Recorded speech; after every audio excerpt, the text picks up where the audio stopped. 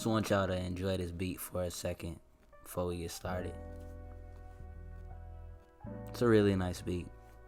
Shout out to whoever made this beat.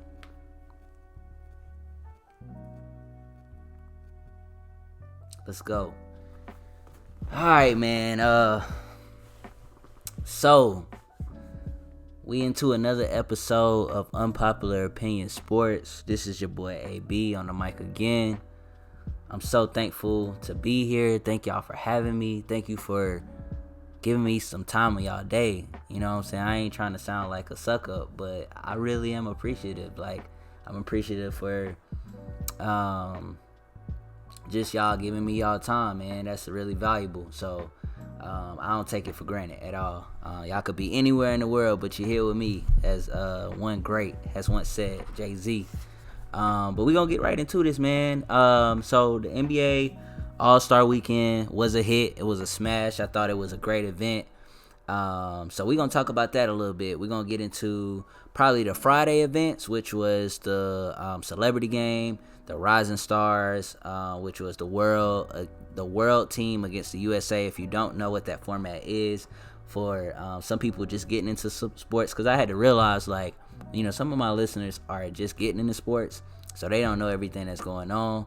I can't think that they're already on the same level as me. I watch sports 24/7. So to break it down, like, the NBA Rising Stars games are considered, I think, for the first 2-year players, so rookie and 1 year above a rookie. You can play the brightest stars, basically the most talented players out of that group from the previous 2 years NBA drafts. They play in a game similar style to the All-Star game, but they're basically supposed to project like who the next superstars will be in the NBA. So you got people like Luka Doncic, you got people like Trae Young, who are NBA All-Stars already, but they're playing in the Rising Stars games as well, which shows their potential of what they really can be into the NBA. A player like Trae Young is averaging 29 points per game. He's top 5 in scoring already as a 2-year guard that, you know, is 175 pounds soaking wet. He's like an AI and Steph Curry mixed together, which is, you know, a crazy combination when you're talking about a guard at his size who can shoot from unlimited range. He has Steph-like range, but he has the handle. He has, not to say that Steph doesn't have a handle, but he has the handle, and he has a fearlessness about him, his style of play, where he goes out and he's not afraid to take any shot.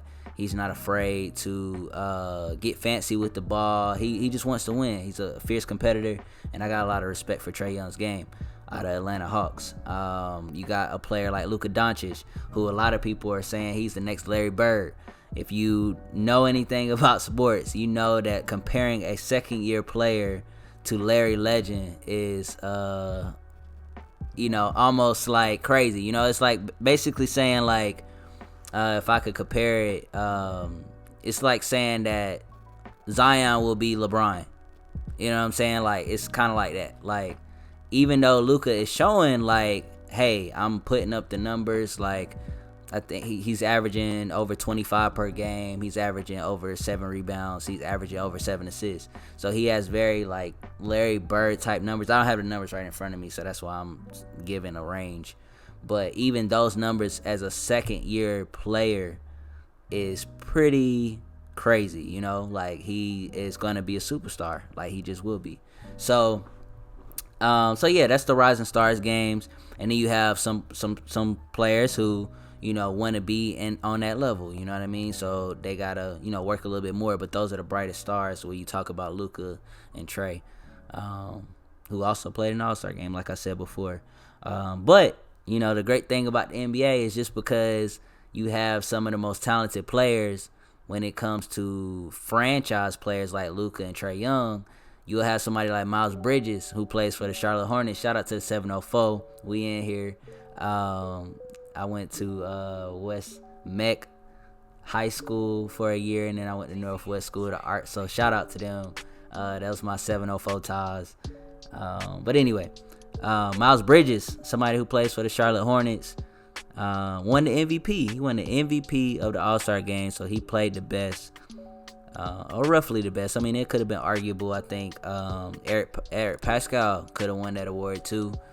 And there was one more player who I was looking at that I was like, yeah, like they could have won that award too. Let me go to my notes real quick.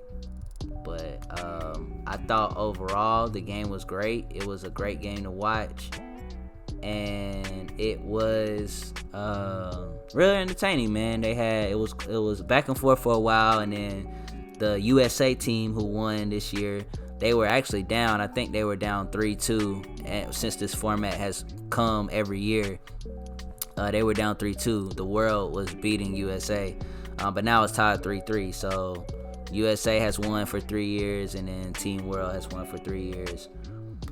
But let's see.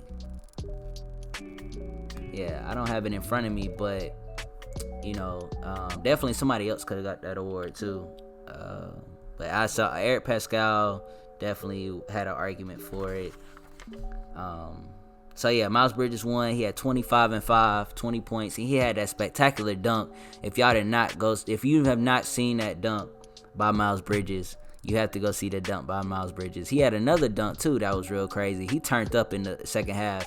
Like, that's what really happened. Like, he turned up in the second half, and the game got really serious in the second half. Like, the young guys, and this is the great thing about the NBA, and I think I want to continue to push whoever my voice reaches to, somebody of high importance that can like make these type of decisions. But I'm really happy. I was so happy as a competitor, as a sports fan, as an NBA fan. I was so happy to see the NBA All-Stars, like the vets, you know what I'm saying, the older guys, the guys that get looked up to, they're the role models of the NBA.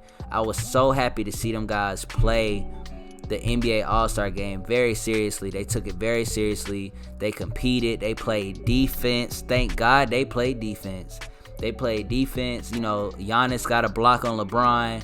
I think LeBron got a steal on Giannis. So, I mean, and you could tell, like, the energy. You could tell that they were actually going for it. They were actually trying to win. People was on the floor going for loose balls. Kyle Lowry, who is known for taking charges, and a lot of people give him flack saying he's not a good player. But he took a charge in that game. A crucial charge. And I got to talk about this play. But James Harden, man, like, he should. I'm a big James Harden fan. I'm gonna be biased right now. I can do that because this is my podcast, so I can be biased. But James Harden, I'm a big James Harden fan. He should have ended that game. And I know it's the better story by saying that AD won it. He's a Chicago native. I get it, like, and I'm okay with that because I'm an LA fan too. So I mean, I'm a Lakers fan as a team, but I'm a James Harden fan as a player. Big James Harden fan. Yeah, he just like he made the game-winning free throw, so okay, I'm okay with that. But I didn't want to see it end on a free throw myself. It's a more better presentation how Harden hit a step back three to win it for the Team LeBron. It was a better play, and if you want to be frank, Kyle Lowry fouled him first on the reach. And I don't even think. I think if it was a foul, it should have been a blocking foul, if anything. But we know how the NBA is. I'm sure certain referees, they kind of. I think they're trying to get off of that narrative of giving Harden. They rule him differently when it comes to playoff, and I think that's a perfect situation actually, if I think about it, because in those crucial moments, those clutch moments in fourth quarter, final 3 minutes, and I get why James Harden gets the flack, and I'm taking this somewhere else right now, but just follow me. James Harden gets a lot of flack for not showing up in crucial moments. We know he's an awesome player, and he's phenomenal offensive talent, and he plays defense too, apparently, because also in a crucial play, which a lot of people won't talk about, Giannis was trying to back Harden down because he had him in the paint, and you think that Giannis has the advantage there, but James Harden stood his ground, got the steal, or they got the steal, and they were off running the other way, and I think that's when they set up the game-winning shot, if I'm not mistaken. But anyway, back to the Rising Stars. Jada Zion, that alley-oop, if we had, like, you got to go see that too. I think that Ja could have threw him a better pass, honestly. But that's my dog. I'm a big Ja Morant fan too. Like, I even watching him in college play. Like, and I don't watch a ton of college ball, but not to the degree that I watch NBA and NFL. But you know, the Ja's design alley was a nice alley oop. I think Ja could have gave him a better pass. I think also it would have been a better dunk if Ja had gave him a better pass. But it was still pretty, still a nice little play. Like I said, the first half they didn't really take the game too seriously, and Ja actually said, I was happy to see that too. When they interviewed Ja before they went into halftime, Ja was like, you know, we down right now, but we gonna change that second half. Like, we coming for it. And I was like, okay, like, that's what I like to hear. So it was cool to see that. Ja is of the old school mode. Ja go for your head. Like, I don't even know if he got many friends off the court. Not like in a Westbrook way. He, like, I feel like Westbrook go at it more like a more of an asshole way. Of course, personally, I don't know Westbrook, but I'm pretty, like, I know he's a nice guy because I could see that too.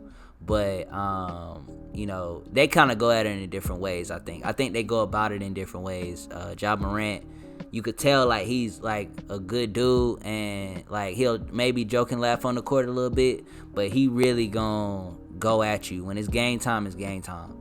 So, you know, and I say that, I get that example in the Westbrook because I know a lot of Westbrook fans probably gonna kill me for saying that, but I just liken it to, I feel like with the Lillard and Westbrook, how they go at each other, like, Ja is more Lillard than Westbrook. I'll say that, if that makes sense. Because Lillard won't really talk too much, you know what I'm saying? He ain't gonna go at you and call you names or, you know what I'm saying, things like that. He ain't gonna go at you like that. Like, he gonna wave you goodbye, you know what I'm saying? Like, he gonna wave you goodbye. He ain't gonna back down. On the court, he not gonna back down. And no other way either, but definitely on the court, he, you know, he coming at your head. So I like that about Ja. And I got a lot of respect for Dame. Yeah, Miles Bridges, he really won the MVP in the third quarter. Like, if you do go back and watch that game, or you watch some of the highlights or whatever, just know, like, Miles Bridges went off in the third quarter, and that's what really kind of turned the game around. Like, Miles Bridges, he had that alley-oop in the third quarter. He was hitting some threes. He was turning it up, man. He had a good game. And I like how the coaches did a good job of balancing the minutes. I think on the USA side, everything was balanced. Like, everybody had 20 minutes exactly, and 8 players in double figures. So I like how the coach, and whoever the coach was, for that game, he did a very good job of balancing out the minutes. Colin Sexton actually had a really good performance too. Gave a big shout out to him. He had some highlight plays. Luka had that half court shot before halftime. That was one of the big highlights of the game. And you saw, like, Trae Young and Luka laughing it off, which is dope to see, you know what I'm saying? Because I know that Trae wanted that Rookie of the Year, and I thought that he had a good argument for it. But I think that Luka was just too far out. He was just the phenomenon. He was the phenom. He was doing some crazy things early on. I think Trae, it took him a little time, but definitely in the second half of the season, man, Trae Young was really making it competitive. He was really snapping the second half. So it's good to see him even elevate his game more this year. So like I said, okay, yeah. So Colin Sexton was the other player. That was the other player I was thinking about. I was like, yeah, like, he could have had an argument for MVP too. But, you know, they gave it to Bridges, which I thought was good. I like that. I like that pick. Pascal was, like, really aggressive, like, the whole game. Like, they were going for it too. Like, you could tell that USA was trying to win that game. Like, you know, basically the whole game, they was taking little layups, everything. Which normally in the All-Star game, most people, they dunks and threes. That's how it go. RJ Barrett, Brandon Clark, and Luka had a good game for the other side, for the world team. RJ Barrett was really impressive, man. He had a couple and ones. He was making some tough shots, some, you know, really showing his talent there. I like to see that from RJ Barrett, just because I wasn't really high on him coming out of the draft. I didn't think that he would be, you know, I think he'll be a multiple time All-Star for sure. I just didn't think that he would be this good this soon. So, you know, that's he's doing his thing. You know what I'm saying? And I give a lot of respect for him for that. I think, if he was on a different team, New York is just so bad as a team. They don't get a lot of nationally televised games. And I haven't seen a lot of RJ Barrett this year, but I definitely seen some improvement in his game just from that little small snippet. So shout out to him for working on his game. Brandon Clark out of Memphis, he had a good game. Luka had 16. So I think he had 16. But he did his thing. He wasn't like very aggressive that game. I think just thinking about his box score, he didn't have double digit attempts, I don't believe. So DeAndre Ayton didn't play. Wendell Carter and Tyler Herro didn't play for the USA team. Wendell Carter Jr. played for the Chicago Bulls. Tyler Herro from Miami Heat. DeAndre Ayton is from the Phoenix Suns. So you see a lot of these teams that really aren't, except Tyler Herro. He's playing for the Miami Heat, who's doing really good this year. They are the second seed or the third seed in the East right now, and he's one of the few players that are actually playing on a winning team. Luka's on a winning team. Ja I think they're about 50-50. I think they're the AC in the West. Zion is a little low. I think they like 10th or 11th seed in the West. But most of these players on these teams aren't on playoff teams. So hopefully they can turn their franchise around and do something amazing. So, but yeah, that's all I got for the Rising Stars game. The Team USA did win 151-131, I believe, and it was a good game, very entertaining game. I thought it was great, man. I really enjoyed it. So yeah, we covered the NBA Rising Stars now, and I did want to cover the dunk contest. I don't know if I'm gonna do it on this one or if I'm gonna just wrap this up and go back into the second, do a part 2 for Saturday. I'll probably make just another short one like I did today. I did want to go into that Antonio Brown interview on the Breakfast Club. If y'all have not heard that, go check that out. I will be discussing that and giving my opinions on that probably after I go into the dunk contest and the 3-point contest. So be on the lookout for that. I'll be doing the dunk contest and the 3-point contest. I'll be discussing that on the next episode, so be on the lookout for that. I'm trying to do every 3 to 4 days now, really trying to kick it into high gear. So just be on the lookout. Follow me on Instagram. That's Unpopular Opinion Sports. I hate Instagram, y'all. I'm not even gonna flex. Like, I really don't like Instagram. If somebody could control my Instagram for me, okay. I just open up Instagram, and it's late night, man. It's 1:35 a.m. and I'm recording, so you see some things online when you on the late night tip. And this is another thing about Instagram is I get distracted because it's all these beautiful. Georgia Smith is singing on my screen, and it's hard to take your eyes away from Georgia Smith. It really is. Anyway, so I don't even remember what I was discussing now. But yeah, okay. So follow me on IG. That's Unpopular Opinion, all one word, and except the 1 is for the L. So for unpop, and then the for the L, it's a 1. Unpopular Opinion. So check me out on IG. Follow me on IG. I will follow back. And I just appreciate y'all support, man. You can follow me on YouTube or subscribe on YouTube. Give me a like, thumbs up for this video if you like it, if you enjoyed what you were listening to. I am on YouTube. I'm trying to get on Spotify and the other streaming services soon. I'm doing this all me, y'all, right now. So, I am looking for other people who might want to, have your opinions broadcasted. If you want to join on the show, holla at me on IG, or, you can comment on the YouTube video that you'll be listening to this on.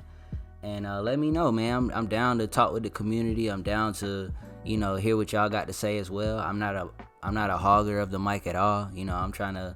I just love talking sports. You know what I mean? So I wanted to bring myself to this beautiful platform and get my voice heard as well. So if you want to be a part of that, let me know. I'm always open to it. But we're gonna close this out, man. Thank y'all so much for listening. I am AB. Like I said, be on the lookout for the Antonio Brown interview. I'll be covering that after the next podcast, which would be the dunk contest and the 3-point contest. So Definitely much love to everybody who supported me, and we out.